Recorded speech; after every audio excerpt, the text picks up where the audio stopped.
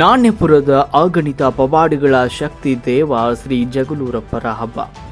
ವಿಜಯನಗರ ಜಿಲ್ಲೆಯ ಹಗರಿ ಬೊಮ್ಮನಹಳ್ಳಿ ತಾಲೂಕಿನ ಗಡಿ ಗ್ರಾಮ ಹಾಗೂ ದಶಮಾಪುರ ಗ್ರಾಮ ಪಂಚಾಯಿತಿ ವ್ಯಾಪ್ತಿಯ ನಾಣ್ಯಪುರ ಗ್ರಾಮದಲ್ಲಿ ಪ್ರತಿ ಕಾರ್ತಿಕ ಮಾಸದ ಹೊಸ್ತಿಲು ಹುಣ್ಣಿಮೆ ಸಂದರ್ಭದಲ್ಲಿ ಅಗಣಿತ ಪವಾಡಗಳ ಶಕ್ತಿ ದೇವ ಶ್ರೀ ಜಗಳೂರಪ್ಪರ ಹಬ್ಬ ನಡೆಯುತ್ತೆ. ನವೆಂಬರ್ 12ರಂದು ನಾಣ್ಯಪುರ ಗ್ರಾಮದಲ್ಲಿ ಪ್ರತಿ ವರ್ಷದಂತೆ ಈ ಬಾರಿಯೂ ಕೂಡ ತುಂಬ ಅದ್ದೂರಿಯಾಗಿ ಹಬ್ಬವನ್ನು ಆಚರಿಸಲಾಯಿತು.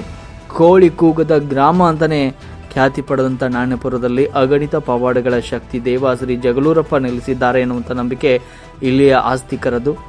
ಈ ದೇವರ ಹಬ್ಬವನ್ನು ಗ್ರಾಮದ ಎಲ್ಲ ಕೋಮಿನವರು ಸೌಹಾರ್ದತೆಯಿಂದ ಜಾನಪದೀಯ ನೆಲಗಟ್ಟಿನಲ್ಲಿ ಸಂಭ್ರಮದಿಂದ ಆಚರಿಸುತ್ತಾರೆ.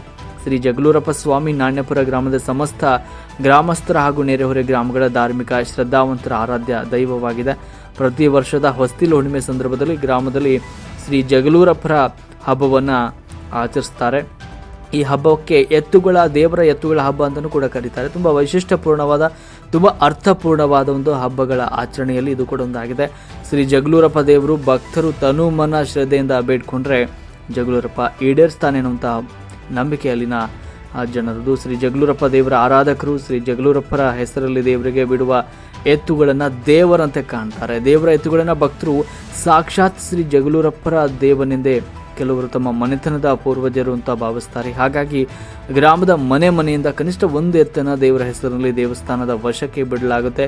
ಇದೇ ರೀತಿಯಾಗಿ ಬಿಟ್ಟ 100ಕ್ಕೂ ಹೆಚ್ಚು ದೇವರ ಎತ್ತುಗಳಿವೆ. ಹೀಗೆ ದೇವರ ಎತ್ತುಗಳನ್ನು ಪರಿಭಾವಿಸುವ ಕ್ರಮ ಕೂಡ ಇದೆ. ಕಂಬಳರಂಗ, ಗಾದ್ರಿ ಪಾಲನಾಯಕ, ಬೋರೆ ದೇವರು, ಬೋಸಿ ದೇವರು, ಬಂಗಾರ ದೇವರು, ಬೊಮ್ಮ ದೇವರು ಇವೇ ಮೊದಲಾದ ದೈವದ ಒಕ್ಕಲುಗಳಲ್ಲಿ ರೂಢಿಯಲ್ಲಿದೆ. ಮುಖ್ಯವಾಗಿ ಯಾವುದೇ ಹಬ್ಬ ಪ್ರಾರಂಭಕ್ಕೂ ಮುನ್ನ ಮುತ್ತೈಗಳ ಪೂಜೆಯ ಮೂಲಕ ಮತ್ತು ಮುತ್ತೈಗಳ ಮೀಸಲು ಹಾಲು ತುಪ್ಪ ಬಂದ ನಂತರವೇ ಪೂಜೆಯನ್ನು ನೆರವೇರಿಸಲಾಗುತ್ತೆ. ದೈವಿ ಶಕ್ತಿಯ ಪ್ರತೀಕ ಈ ಒಂದು ಒಡಪು. ಇಲ್ಲಿ ಗೂಡು, ದೇವರ ಗುಡಿ ಮತ್ತು ಉದಿಪದಿ, ಒಡಪು ಇವುಗಳ ಬಗ್ಗೆ ಕೆಲವು ವಿಚಾರಗಳನ್ನು ಹೇಳಲಾಗುತ್ತೆ. ಈಗಾಗಲೇ ಹೇಳಿದ ಹಾಗೆ ಗೂಡು ದೇವರ ಎತ್ತುಗಳನ್ನು ಕೂಡಲು ಊರ ಹೊರಗೆ ಮುಳ್ಳು ಕಳ್ಳಿಗಳಿಂದ ನಿರ್ಮಿಸಲಾಗ್ತಾ ಇತ್ತು. ಆದರೆ ಕಾಲಾನಂತರದಲ್ಲಿ ಆಧುನೀಕರಣವಾಗಿದೆ. ಈ ದೊಡ್ಡಿಯೊಳಗೆ ಒಡಪು ಇರುತ್ತದೆ.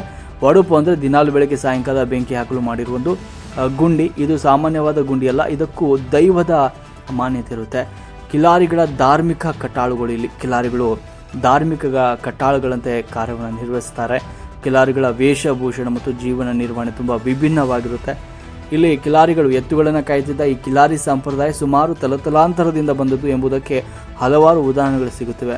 ಅಂಥ ಉದಾಹರಣೆಗಳಲ್ಲಿ ಹಿಂದೆ ಕಿಲಾರಿಗಳಿಗೆ ಕಾರ್ಯನಿರ್ವಹಿಸುತ್ತಾ ಪ್ರಕೃತಿಯಲ್ಲಿ ಅಪಾಯಗಳಿಗೆ ಸಿಕ್ಕಿ ಮಾಡಿದ ಕಿಲಾರಿಗಳು ಇಂದು ಪೂಜ್ಯನೀಯರಾಗಿದ್ದಾರೆ. ಧಾರ್ಮಿಕ ವೃತ್ತಿಯಾಗಿರುವ ಕಿಲಾರಿತನದ ನಶಿಸ್ತಾ ಇದೆ. ಆದರೂ ಕೂಡ ಜನರಿಗೆ ದೈವದ ಬಗ್ಗೆ ಇರುವ ಭಯ, ನಂಬಿಕೆ, ಸಂಪ್ರದಾಯ ರೂಪದಲ್ಲಿ ಖುಷಿಯ ಸಂಗತಿಯಾಗಿದೆ. ಇನ್ನು ವೈಶಿಷ್ಟ್ಯಗಳ ಗ್ರಾಮ ನಾಣ್ಯಪುರ. ಯಾಕಂದರೆ ನಾಣ್ಯಪುರ ಗ್ರಾಮ ಕೋಳಿ ಕೂಗದ ಗ್ರಾಮ ಅಂತಲೇ ಪ್ರತೀತಿಯಲ್ಲಿದೆ.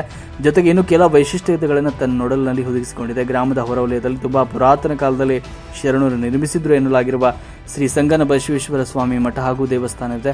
ಗ್ರಾಮದ ಹೃದಯ ಭಾಗದಲ್ಲಿ ಶ್ರೀ ಜಗಳೂರಪ್ಪ ದೇವಸ್ಥಾನದ ಮುಂಭಾಗದಲ್ಲಿ ಪಾಳೆಗಾರರು ನಿರ್ಮಿಸಿರುವ ಕಲ್ಲಿನ ಕಟ್ಟಡದ ಕೋಟೆ ಬುರ್ಜಿದೆ. ಪ್ರಮುಖವಾಗಿ 3 ಕೋಮಿನವರು ವಾಸವಿರುವ ಈ ಗ್ರಾಮದಲ್ಲಿ ಪರಸ್ಪರ ಅನ್ಯೋನ್ಯತೆ, ಸಹಬಾಳ್ವೆಯಿಂದ ಸೌಹಾರ್ದತೆಯ ವಾತಾವರಣ ಈ ನಾಣ್ಯಪುರ ಗ್ರಾಮದಲ್ಲಿ ಈಗ ಚಾಲ್ತಿಯಲ್ಲಿದೆ.